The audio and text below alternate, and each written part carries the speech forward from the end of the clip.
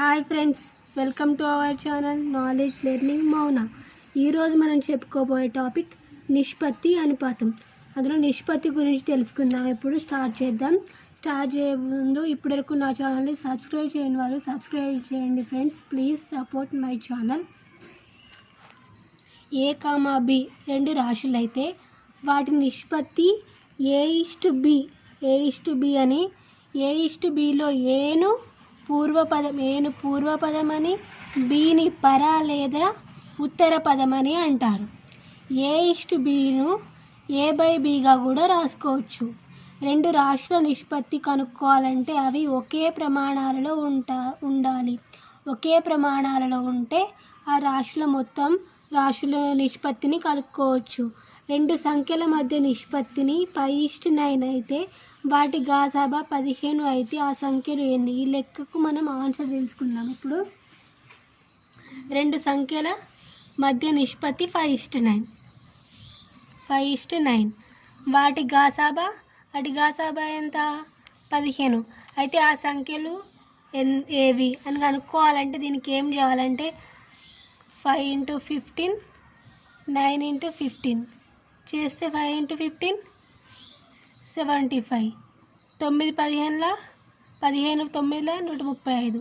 ఇట్లా రెండు సంఖ్యల మధ్య నిష్పత్తి 5:9 అని ఇచ్చి వాటి గాసాబా 15 ఇచ్చి ఆ సంఖ్యలు ఏవి అని కనుక్కోవాలనుకుంటే ఇట్లా చేయాలి.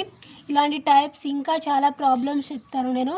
ఈ టాపిక్లో మాత్రం ఈ ఒక్క మోడల్ చెప్తున్నా. నెక్స్ట్ వీడియోలో దీంట్లో టైప్స్ అన్నీ చెప్తాను. ఇక్కడ 3/5:4/7 యొక్క పూర్ణాంక రూపం ఇట్లా ఇస్తే మనము దీని యొక్క తెలుసుకోవడానికి ఏం చేయాలంటే 5 7లను కాసాగు చేస్తే 5 7 కాసాగు చేస్తే ఏమొస్తుంది? ఈ రెండిట్లో ఏది ఉమ్మడి కారణాంకం లేదు కాబట్టి 5 7 35. దీని యొక్క కాసాగు 5 7 యొక్క కాసాగు 35 అవుతుంది. అప్పుడు ఇక్కడ 3/5:4/7 యొక్క పూర్ణాంకం ఎట్లా కనుక్కోవాలంటే 3/5 × 35:4/7 × 35. అయితే ఇక్కడ ఏం చేసి 5 7s 4 7 5s. అయితే ఇక్కడ ఆన్సర్ ఏమొస్తుంది మనకు 21:20 అవుతుంది. దీన్ని ఇప్పుడు ఇది ఇలా వచ్చింది కదా, దీన్ని ఇంకొక విధంగా 3/5 × 4/7 అని చేసుకుంటే డైరెక్ట్ ఇట్లా అడ్డగుణకారం చేస్తే 3 ఏళ్ళ 21, 5 4 20 డైరెక్ట్ కూడా వస్తుంది. ఇంత ప్రాసెస్ చేయకుండా ఇట్లా డైరెక్ట్ కూడా చేసుకోవచ్చు. ఇట్లా ఇస్తే 3/5:4/7 యొక్క పూర్ణాంక రూపం. మనం నెక్స్ట్ ప్రాబ్లం చూద్దాం. 3/4:2/7 2/5:7/8 యొక్క పూర్ణాంక రూపం. ఇట్లా ఇచ్చినప్పుడు ఏం డైరెక్ట్గా చేస్తున్నాయి. ఇప్పుడు నేను చూసాను దీన్ని ఇంత మొత్తం కొట్టేయకుండా ఇక్కడ దీంతో చేస్తే ఇప్పుడు అడ్డగుణకారం చేస్తే ఏమొస్తుంది? 3 × 5 ఇప్పుడు ఇది మూసేస్తున్నా. అప్పుడు ఏమొస్తుంది? 3 × 5 × 8 కాసాగు చేస్తే ఇక్కడ దీన్ని మూసేస్తే 2 × 4 × 8. ఇక్కడ దీన్ని తీసేస్తే 4 × 5 × 7. అప్పుడు ఇక్కడ దీంట్లో ఏది కామన్గా ఉంది అంటే కాసాగు చేసి ఇంతకుముందు ప్రాసెస్లో కాసాగు చేసి కొట్టేసాం కదా, అట్లా అంతా లేకుండా ఇప్పుడు ఇలా రాసుకొని దీంట్లో కామన్గా ఉంది తీసేస్తే అయిపోతుంది. ఇక్కడ చూడండి 4 ఇక్కడ 2లో పోతుంది కాబట్టి ఇక్కడ ఎంత? 5 2s 10 10 × 3 30 2 8 16 5 7 35. ఇట్లా ఇంత ప్రాసెస్ చేయకుండా ఇట్లా ఈజీగా కూడా చేసుకోవచ్చు. 3/4:2/5:7/8 యొక్క పూర్ణాంక రూపం. ఇట్లా పూర్ణాంక రూపం అంటే ఇలా అన్నమాట. నెక్స్ట్ ఇవి కొన్ని తెలుసుకుంటే మనం ప్రాబ్లమ్స్ ఈజీగా చేయగలుగుతాము. ఇట్లాంటి మోడల్ మీద ప్రాబ్లమ్స్ వస్తున్నాయి అంటే A:Bకు విలోమ నిష్పత్తి. A:Bకు విలోమ నిష్పత్తి. A/B 1/A:1/B. A::Bకు విలోమ నిష్పత్తి 1/A:1/B లేదా B/A. 1/A/1/B అంటే ఇది ఇక్కడ హారం ఉంది, ఇక్కడ లవంలోకి పోతే B, ఇక్కడ హారం ఉంది A, ఇక్కడ పోతే లవంలోకి ఇక్కడ A వస్తుంది, పైకి లవంలోకి వస్తుంది. కాబట్టి ఇక్కడ ఏమొస్తుంది? B/A వస్తుంది. A/Bకు విలోమ నిష్పత్తి B/A. ఇలా అయినా రాసుకోవచ్చు, ఇలా అయినా రాసుకోవచ్చు. నెక్స్ట్ A/B/Cకి విలోమ నిష్పత్తి 1/A/1/B/1/C. దీన్ని ఇప్పుడు ఇక్కడ గుణకారం చేస్తే, అడ్డగుణకారం చేస్తే, ఇక్కడ అంటే కాసాగు లెక్క తీసుకుంటే ఇక్కడ ఏమొస్తుంది? ఇక్కడ పైన ఇది మూసేస్తే ఇక్కడ BC వస్తుంది. ఇక్కడ BC/AC/AB. నెక్స్ట్ A/B/C/Dకి విలోమ నిష్పత్తి 1/A/1/B/1/C/1/D.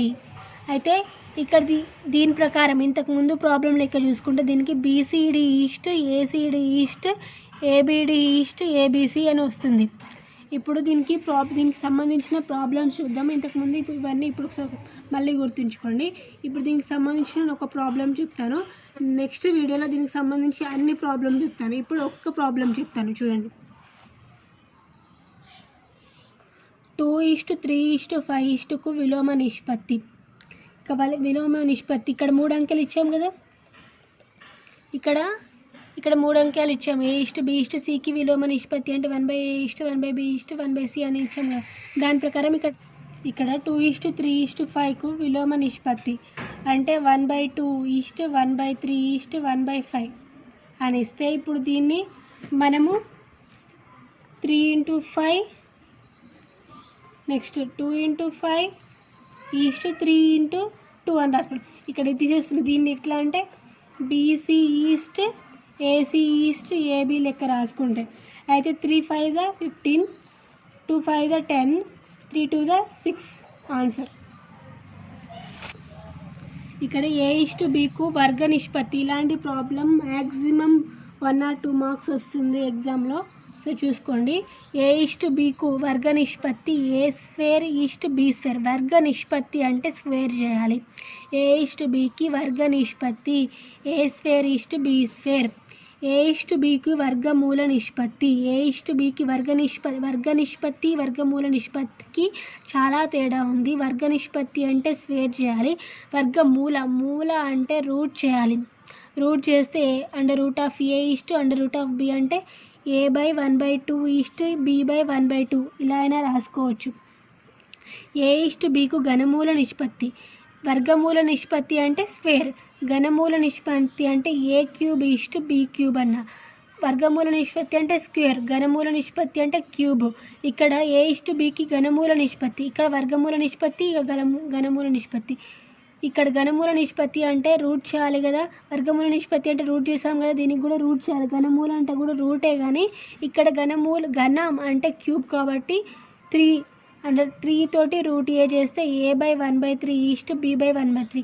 ఇక్కడ చూడండి, A/Bకి వర్గమూల నిష్పత్తి అంటే స్క్వేర్, వర్గ నిష్పత్తి అంటే స్క్వేర్, వర్గమూల నిష్పత్తి అంటే రూట్, ఘనమూల నిష్పత్తి అంటే క్యూబ్, ఘనమూల నిష్పత్తి అంటే 1/3, ఘన నిష్పత్తి అంటే క్యూబ్. ఇక్కడ ఇంతకుముందు వర్గమూల నిష్పత్తి, ఘనమూల నిష్పత్తి చెప్పుకున్నాం కదా, దానికి సంబంధించిన ప్రాబ్లమ్స్ ఇప్పుడు 5:7కి వర్గ నిష్పత్తి. వర్గ నిష్పత్తి అంటే ఏం చెప్పినా, నేను స్క్వేర్ చేయమని చెప్పిన, అంటే 5²/7² చేయాలి. వర్గ నిష్పత్తి అంటేనే స్క్వేర్ చేయాలి. అంటే ఇక్కడ 5² అంటే 25, 7² అంటే 49. ఆన్సర్ వచ్చేసింది. నెక్స్ట్ 64:125కి ఘనమూల నిష్పత్తి. ఘనం అంటే క్యూబ్, మూల అంటే స్క్వేర్ చేయాలని చెప్పినగా. అయితే 64 1/3:125 1/3 అంటే ఏమొస్తుంది, ఇక్కడ 64ని ఇక్కడ క్యూబ్స్ లెక్క రాసుకోవచ్చా అంటే 4³ అనేది 64 అవుతుంది. ఇక్కడ 5³ అనేది 125 అవుతుంది. ఇక్కడ చూడండి, 4 4 4 4 4 4 16, 16 4 64, 5 5 5 5 5 5 25, 25 5 125. ఇప్పుడు మనకు ఆన్సర్ ఏంటిది? ఇది కొట్టుకోపోతే ఇక్కడ 4:3 ఆన్సర్. 64:125కి ఘనమూల నిష్పత్తి 4:3. 4:5. ఇక్కడ చూడండి 64:125కి ఘనమూల నిష్పత్తి 4:5. 2a:3bకు ఘన నిష్పత్తి. ఘన అంటే క్యూబ్ చేయాలి కదా, అయితే 2a³ 3b³ అంటే 2³ ఎంత 8. ఏ క్యూబ్కి ఏ క్యూబ్ వేసుకోవాలి. 3³ అంటే ఎంత 27. b³ b³ వేసుకోవాలి. ఘన నిష్పత్తి అంటే క్యూబ్ చేయాలి. నెక్స్ట్ ప్రాబ్లం చూద్దాం. 216:343కు ఘనమూల నిష్పత్తి. ఘనమూల నిష్పత్తి అంటే 1/3 చేయాలి. అంటే 216/1/3. 343 ఇక్కడ పవర్లో 1/3 వేసుకోవాలి. అయితే 216ని క్యూబ్ లెక్క ఎలా రాసుకోవచ్చు. 6³ అనేది 216 అవుతుంది. 340కి 7³ అనేది 343 అవుతుంది. అయితే ఆన్సర్ ఏంటిది 6:3 కొట్టుకోపోతే. నెక్స్ట్ ఇక్కడ 6:7. 6:6³ 7³ అంటే ఆన్సర్ 6:7. 216:340 పోతే మనకు మిగిలింది 6:7. ఇక్కడ 216కి 343కి ఘనమూల నిష్పత్తి 6:7. నెక్స్ట్ ప్రాబ్లం చూద్దాం. 256:655కు వర్గమూల నిష్పత్తి అంటే రూట్ చేయాలి. 256 రూట్ చేస్తే 625 రూట్ చేస్తే ఇక్కడ స్క్వేర్ తోటి కొట్టుకోపోవాలి. రూట్ చేస్తే ఇక్కడ మనము 256 రూట్ ఎంత 16 స్క్వేర్ అన్నమాట. 625కి రూట్ ఎంత 25 రూట్ అన్నమాట. 25 స్క్వేర్ల 625 16 స్క్వేర్ 256. ఇది రూట్కి స్క్వేర్కు ఆన్సర్ పోతే ఇక్కడ మనకు మిగిలింది ఏంది 16:25. అయితే ఇక్కడ వర్గమూల నిష్పత్తి ఎంత 16:25.